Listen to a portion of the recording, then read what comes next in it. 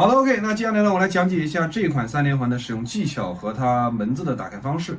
那这一款环呢是用不锈钢材质制作的，手感还是非常舒服的，质感上面也是比较 OK 的，在舞台上看还是很舒服的。然后这一款环呢，我们在每一个环上面都做了一个类似于缺口的地方我们可以看得到。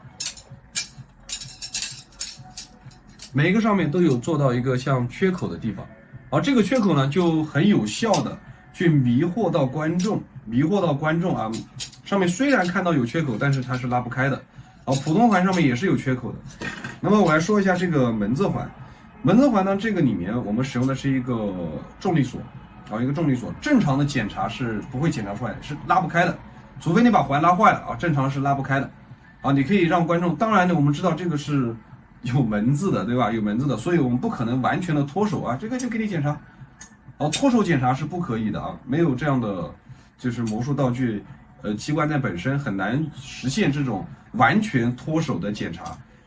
但是呢，它已经可以做到了什么？比如说你拿住环，让观众去看这儿有个缺口，但是你拿一头，让观众拿一头，这样去拉扯，这样是拉不开的，是肯定拉不开的，除非你把环拉坏了这个是肯定拉不开的。而且这个重力锁呢是带方向的，上面这样，这个缺口现在在上面，可以看见吗？这个缺口在上面，在上面的时候，这个缺口是打不开的，这个门子是打不开的，必须向下，就是在下方，放在下面。好，接着呢，我们怎么去打开这个门字环？我们只需要让它向下，接着呢，在你的环的这个，无论是这个缺口的右侧还是左侧用另外一个环敲击一下，轻轻的敲一下，有没有看到？它就打开了。好，这个必须是向下的时候，因为这个里面的重力装置它是向下是开，这样就是锁。你只要把它合起来，它就锁起来了。我靠近一点看一下，这样敲一下就开。好，你当然这样也可以锁上，但是尽可能的是横向的或者在上面这样把它合起来。它这样又闭合起来了这个闭合度其实说实话，相距个1米2米这个距离，一般就看不太出来这个位置了。对，因为我们的环一直在运动中嘛，你不可能就是拿着环这样去你看这儿有个缺口，看不出来吧？看不出来，这是不可能的，对吧？我们表演的时候，我们有在旋转，对吧？你也可以这样去做。这个缺口都不会打开，不会像磁铁的那种磁力的那种门子这样旋转的时候，很容易就把它震开了这个是不会的。这个如果你想打开，必须让这个缺口向下，必须向下，然后呢，在这个位置，在缺口的右侧或者左侧敲击一下，缺口才会打开。OK， 好，这个是门字的一个打开方式接着呢是表演流程呢，一开始我们把它套在脖子上呢，3个环，第一个普通环，中间呢是门字环，最后一个是普通环。好，把它套好。表演的时候，你可以直接先拿一个单环去做一些展示你随便你做一些展示，这种转环，从无名指我来讲解一下这个转环，无名指转到食指，然后到这儿就是无名指、中指、食指到拇指。OK。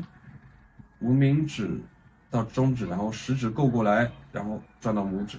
好，这样你就可以形成一个循环的一个旋转这样。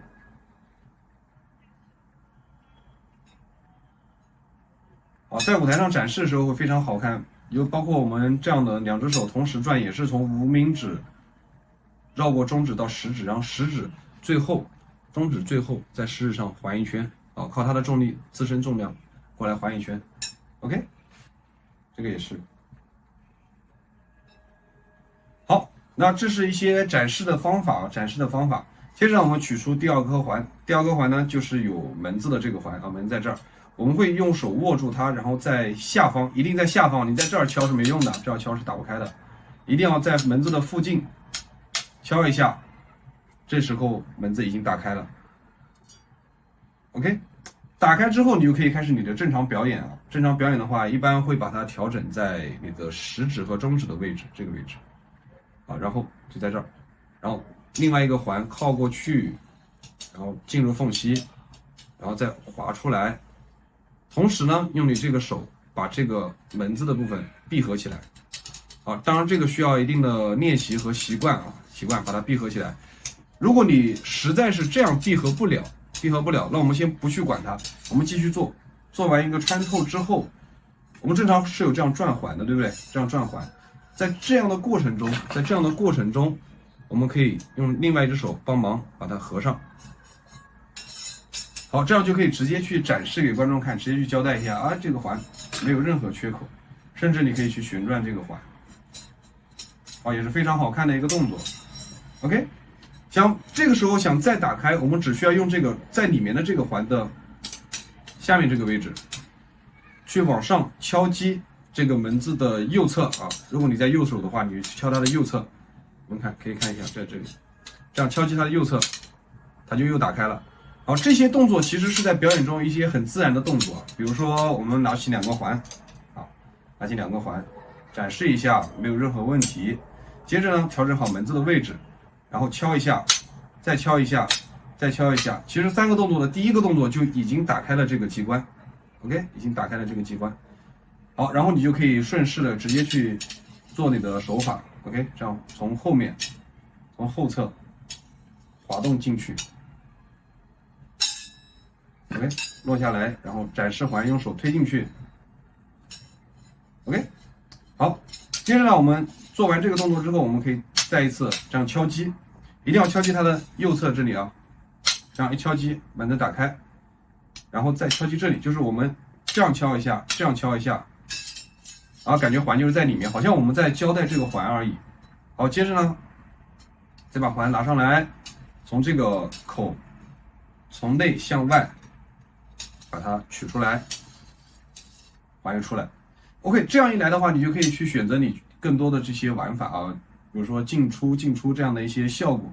OK， 接着我们可以放在右手啊，也就这样放在右手的小指的这个位置，往下敲击的时候，环会滑动到这个位置，然后进去。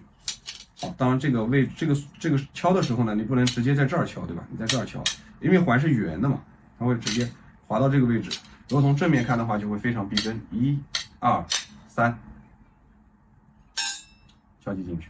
OK， 然后再展示这个环，没有任何的缺口，没有任何的缝隙，套进去，然后再一次的把它敲出来，这样在这个底下这样敲它。